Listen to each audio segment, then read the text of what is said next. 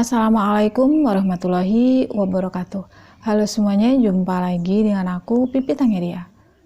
Di video kali ini aku mau sharing seputar manifestasi ya teman-teman, afirmasi. Jadi tidak semua afirmasi itu berhasil ya, atau teknik-teknik manifestasi setiap orang itu selalu berhasil. Nah, ada yang berhasil, ada yang nggak berhasil. Sebenarnya bukan tekniknya itu yang penting sih menurut aku, tapi basic dasarnya dari action itu, dari cara-cara manifestasi itu didasari oleh apa. Selengkapnya tonton terus videonya ya. Nah, ini rahasianya ya teman-teman, kenapa aku sudah afirmasi ya, self talk-nya bagus, terus atau sudah visualisasi gitu ya, udah nulis impian aku gitu, tapi kok belum juga terjadi. Sebenarnya bukan teknik itu yang membuat tidak terjadi ya, bahkan tanpa teknik itu pun bisa saja terjadi. Kuncinya itu adalah emosi apa yang mendasari kita melakukan hal tersebut. Contoh misalnya afirmasi gitu ya, emosi apa yang ada yang mengiringi yang mendasari kita melakukan afirmasi tersebut. Nah, contoh yang paling umum misalnya kita pengen uang gitu ya, kita afirmasinya aku banyak uang, aku berkelimpahan. Ini secara kata-kata ya afirmasi. Tapi kenyataannya sekarang gitu ya, kita lagi nggak ada uang sama sekali. Ya, terus kita afirmasi bahwa aku berkelimpahan, aku punya banyak uang, aku uang selalu datang ya dengan mudah kepadaku gitu. Tapi dia ke distrak atau ke masuknya itu ke realita yang sekarang. Jadi pada saat kita nggak ada uang, itu sudah dipastikan gitu ya, emosi kita tuh adalah rasa kurang, rasa nggak ada uang. Nah, saat kita emosinya rasa kurang, rasa nggak ada uang yang sekarang ini, terus kita berafirmasi uang datang, aku berkelimpahan, itu akan nggak mungkin sama sekali. Karena emosi dasar gitu ya teman-teman, emosi dasarnya ini adalah rasa kekurangan. Rasa kekurangan ini anggap satu kali 24 jam kita merasa kekurangan. Dari 24 jam itu kita masuk afirmasi 5 kali sehari misalnya ya, 5 kali sehari selama 1 menit. Berarti kita afirmasinya hanya sebanyak 5 menit berlimpahnya ya, punya uangnya. Sementara ini waktu 24 jam nih. Jadi 23 jam sekian menit kita afirmasi tanpa disadari, kita afirmasinya kekurangan. Mana yang akan terjadi? Yang 5 menit atau yang 23 jam sekian menit? Otomatis yang lebih banyak gitu, yang 23 jam sekian menit. Hasilnya apa? Nggak ada uang yang datang gitu. Karena afirmasi kita dilandasi oleh peristiwa yang saat ini terjadi, emosi ya, emosi yang ada gitu. Jadi sebenarnya dibereskan itu adalah emosinya dulu gitu, rasa kurangnya dulu sebelum kita melakukan afirmasi atau action. Karena apapun actionnya, kalau kita masih ada emosi kekurangan, itu tetap nggak akan pernah terjadi. Yang terjadi adalah emosi yang menyertainya. Emosi kekurangan berarti ya realitanya akan tetap kekurangan. Karena emosi yang mendasari kita action itu tidak dibereskan. Nah, inilah yang banyak orang tidak menyadari ya. Dari aku pribadi pun misalnya ya, satu keinginan yang aku sudah getol untuk mengupayakannya tapi nggak terjadi, yang aku lakukan adalah aku break sebreak-breaknya, nggak melakukan apa-apa justru. Nah, terus ngapain kalau nggak lakukan apa-apa? Aku mengamati emosi-emosi atau perasaan-perasaan yang muncul saat aku mengalami satu peristiwa. Nah, itu dulu yang aku bereskan teman-teman. Makanya melepaskan segala sesuatu itu penting buat aku. Karena kalau misalnya nih kita nggak mampu menyadari emosi itu, tidak mengakui ya, kita lari, misalnya ini rasa kurang, kita nih punya emosi kekurangan duit ya, atau kekurangan kasih sayang misalnya, kekurangan apapun gitu ya, terus kita berusaha effortnya itu untuk mencari supaya kekurangannya tertutupi, itu nggak akan pernah bisa selama action mencarinya itu didasari oleh emosi kekurangan. Sekalipun bisa gitu ya, sekalipun nih kita afirmasi, oh dapat uang gitu ya, tapi didasari oleh rasa kekurangan, tetap aja uang yang datang itu kurang teman-teman. Tetap ada kebutuhan lain yang nantinya uang yang datang itu kurang. Nah itu dasarnya apa? Karena dasarnya kita tidak menerima kekurangan itu gitu, menerima emosi atau rasa kekurangan yang hadir terus menerus. Nah penting ya, kalau bagi aku pribadi penting untuk memahami diri, mengenali emosi-emosi yang masih mengendap di dalam diri, yang itu akan menarik ke realita kita gitu, realita aku gitu ya. Makanya kalau misalnya ikhtiar atau action itu selalu tidak sesuai hasilnya dengan apa yang menjadi tujuan aku pasti break. Aku tidak melakukan apapun, effort apapun, gerakan apapun, action apapun kecuali diem. Nah, diamnya di sini adalah aku berusaha memunculkan emosi-emosi yang mengendap di dalam diriku. Oh, ternyata aku masih ada rasa kebencian. Oh, aku nih kok masih rasa takut nih. Aku takut ini, takut itu gitu. Aku sadari itu, biarkan dia muncul. Saat aku menyadari rasa ketakutan, mungkin kebencian, atau bahkan mungkin ada kekurangan, itu biarkan dia itu muncul apa adanya. Rasa kurang, rasa takut, rasa sakit, rasa benci, itu diterima apa adanya yang datang gitu. Dan kemudian ya udah, kalau kita udah nerima apa adanya, kita berada di posisi melihat atau merasakan hal itu muncul ya, emosi-emosi itu muncul, dia akan lepas sendirinya. Nah itulah yang disebut penerimaan gitu. Ikhlas itu di sana, ikhlas itu nggak ada bekasnya lagi.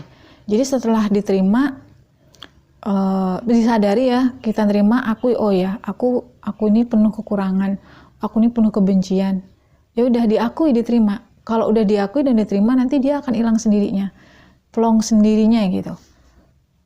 Nah itu dilakukan sampai kapan? Ya sampai hilang sama sekali. Baru nanti actionnya itu ya, ini kalau aku pribadi ya, actionnya itu nanti akan ada insight yang muncul itu tiba-tiba aja gitu. Aku harus apa. Nah kalau sudah seperti itu, actionnya pasti jadi hasilnya itu pasti sesuai. Karena dasarnya itu yang tadi rasa kekurangan atau kebencian itu sudah lenyap ya, dia ganti dengan netral, nggak ada rasa apa-apa di sini. Nah kalau udah netral, tergantung nih mau diisi apa lagi. Nah itu insight muncul teman-teman, insight muncul, petunjuk itu muncul gitu loh.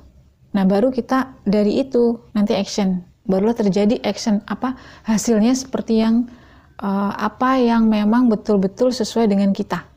Jadi sebenarnya realita yang terjadi di hadapan kita itu kita bisa semesta itu mau, Tuhan ya Allah tuh mau memberi pelajaran buat kita, kamu itu seperti ini loh, cermin aja semuanya gitu. Jadi pada saat cermin itu didatangkan sama kita terima apa nolak nih? Biasanya kebanyakan orang nolak, dia mau mencari pelampiasan, rasa nggak nyaman hadir, dia mencari kenyamanan ke lain. Coba kalau ada rasa nggak nyaman hadir gitu ya, itu dibiarkan ada. Gimana sih rasanya nggak nyaman, itu biarin aja ada. Saat kita membiarkan atau mengizinkan itu ada, nanti dia hilang sendiri. Jadi kita itu kayak langit ya teman-teman, biru. Nah itu kan biru. Awan itu kan datang pergi.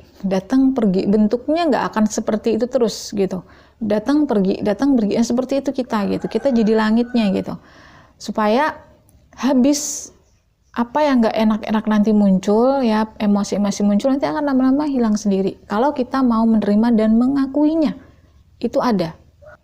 Nah itu sebenarnya fungsinya penerimaan buat aku. Jadi kita selalu berada mengawasi ya, menyaksikan pikiran dan perasaan apa yang muncul yang mendasari sesuatu itu terjadi, dan biarkan itu ada, biarkan itu datang, dan biarkan dia juga akan pergi sendiri gitu.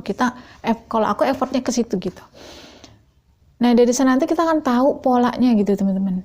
Perubahan itu mulainya sekecil sih ya, perubahannya nggak langsung yang gede gitu, kecil sedikit. Nah itu dari itu pertahankan pola-pola itu.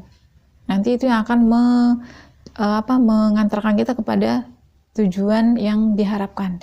Kecuali gitu ya, kita saat berafirmasi kita bisa memunculkan emosinya yang selaras dengan afirmasi kita, bisa menghilangkan ini emosi yang mendasari tadi ya.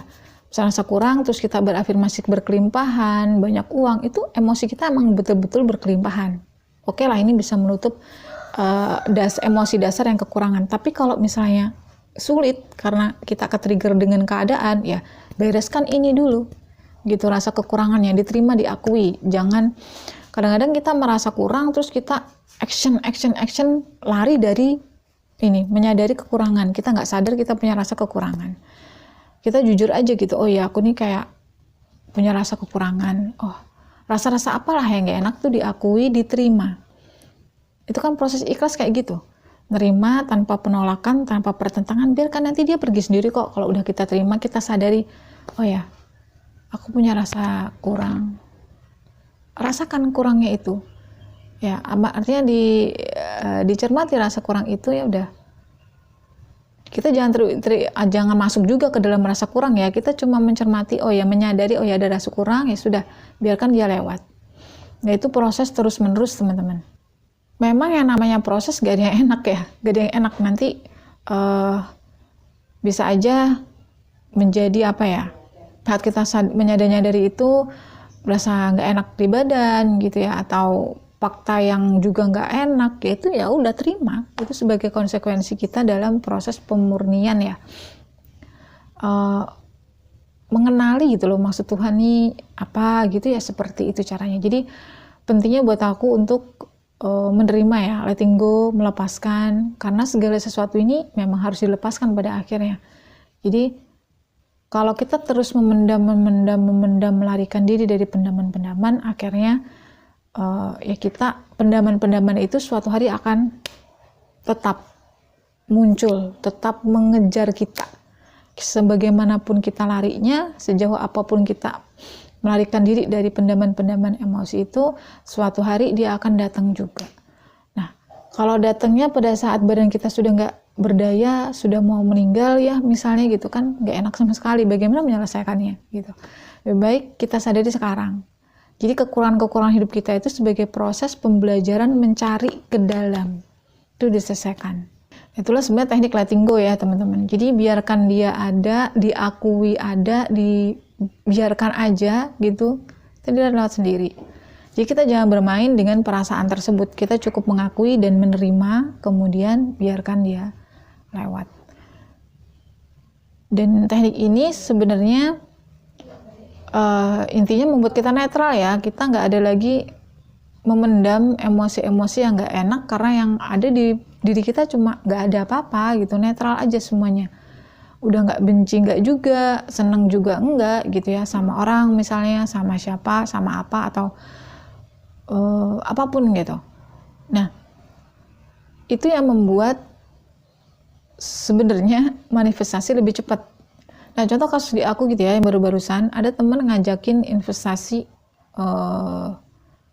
dolar gitu ya.